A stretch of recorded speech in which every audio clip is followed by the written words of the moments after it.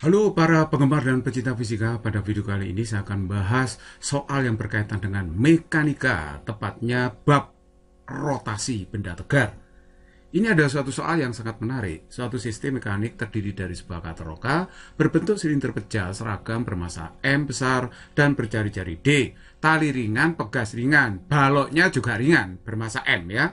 Katrol dipasang pada sumbu sehingga dapat berputar bebas tanpa gesekan. Salah satu ujung tali digulung pada katroka dan ujung lain diikatkan pada balok. Ujung-ujung pegas terikat pada meja dan titik P pada sisi katrol yang berjarak B dari sumbu katrol. Karena suatu sebab, pengait antara pegas dan katrol lepas. Kecepatan sudut katrol pada saat T setelah pengait lepas. Nah, coba kita jawab ya. Soal ini sebenarnya tidak terlampau sulit ya. Perhatikan cuma di sini harus teliti membacanya. Jadi yang perlu dibaca teliti di sini adalah bahwa tali ringan, pegas ringan, dan balok masanya juga ringan. Maksudnya dibandingkan dengan massa silinder pejal ini terlampau kecil massa beban ini. Nah oke, sekarang saya gambar ya. Di sini gambar yang lengkap ada gaya berat beban yaitu W. Nah sebenarnya di sini ada tegangan tali, tapi tidak saya gambar karena nanti langsung saya tinjau sistem katrol beban. Jadi saya tidak main satu persatu ya tinjauannya, bukan meninjau silinder pejal terus beban, enggak, langsung aja kita tinjau sistem katrol beban. Jadi sekali lagi tegangan tali tidak saya gambar di sini. Nah terus kemudian tentu saja kalau ini pengaitnya putus, maka tentu saja katrol, ya semacam katrol memang silinder ini ya. Jadi silinder pejal itu akan memutar searah putaran jarum jam. Sehingga nanti beban M ini jatuh gitu kan ya. Jatuh misalkan dengan percepatan linear A. Tentu saja percepatan linear A itu akan terkait dengan percepatan sudut katrol. Karena sebenarnya percepatan linear dari beban bermasa M kecil ini ya sama aja dengan percepatan linear titik di tepi silinder pejal, ya kan? Oke, nah sekarang mari kita lihat.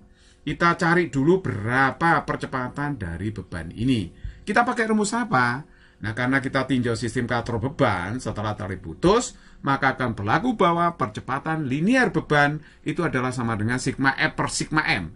Ini bukan rumus asing ya, ini adalah hukum 2 Newton. Nah, sekarang perhatikan, ini saya uraikan yang bawah. Sigma M itu saya uraikan menjadi sigma MT plus sigma KMR. Kenapa kok diuraikan seperti ini? Ya karena sistem ini setelah pengait putus, katrolnya kan berputar. Nah sedangkan bebannya itu bergerak secara linier, bergerak translasi. Jadi ada massa yang bertranslasi, ada juga massa benda yang berotasi. Massa benda yang berotasi itu pasti punya konstanta momen. Kalau silinder pejal nanti K-nya diisi setengah ya. Oke, saya teruskan. Ini saya geser ya, saya geser dulu ke sini. Oke, sekarang mari kita lihat. Jumlah gaya yang bekerja pada sistem katrol beban itu mana?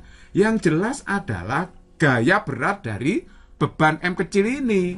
Jadi gaya beratnya adalah W kecil ya, saya namakan W kecil. Nah terus kemudian dibagi dengan massa benda yang bertranslasi adalah massa beban yang bergerak linier, lurus ya. Nah sedangkan yang berotasi itu adalah katrol dengan massa M besar. Jadi katrol itu punya konstanta momen setengah ya. Oke, nah sekarang coba saya uraikan, beratnya beban itu adalah M dikalikan G, nah yang bawah tetap, tapi perhatikan, karena massa beban ini terlampau kecil dibandingkan dengan massa silinder pejalnya, maka massa ini bisa diabaikan terhadap setengah M. Jadi kalau begitu, M kecil plus setengah M besar, itu bisa dianggap sama dengan setengah M. Nah oke, jadi kalau begitu, A-nya jadi apa ini? Karena M kecil plus setengah M besar itu adalah setengah M, ya ini saya ganti penyebutnya menjadi setengah M besar. Nah oke, sekarang ini sudah saya geser ke sini ya, yang pojokan tadi saya geser ke sini. Nah sekarang jadinya apa? Percepatan linear beban itu adalah 2mg per M. Nah gitu kan, 2mg per M. Nah kalau kita mencari percepatan sudut dari silinder pejal yang berputar ini setelah T detik, maka kita memakai A sama dengan alfa kali R. Percepatan linear itu adalah percepatan sudut dikalikan dengan jari-jari. Karena saya tadi sudah mengatakan kan, Jadi titik di tepi katrol, percepatan linearnya itu akan sama dengan percepatan beban. Sehingga percepatan linear di tepi katrol itu adalah alfa dikalikan dengan jari-jari katrolnya atau silinder pejal ini ya. Oke, jadi kalau begitu ini saya isi D jari-jarinya. Ini kan D ya, jari-jari silinder D, katanya dalam soal si D. Ini loh D ya. Oke, nah sekarang alfanya berarti A per D, ya kan? A per D.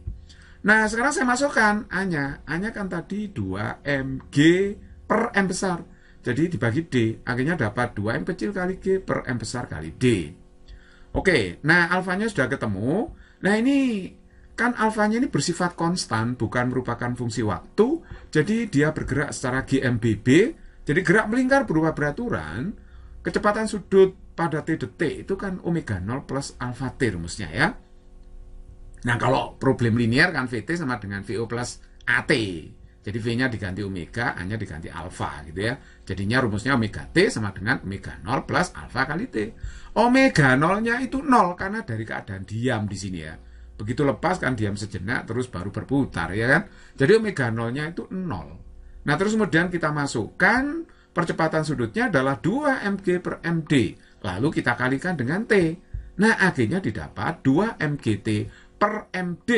Inilah kecepatan sudut katrolnya setelah T detik bergerak. Jadi jawaban yang tepat di sini adalah C.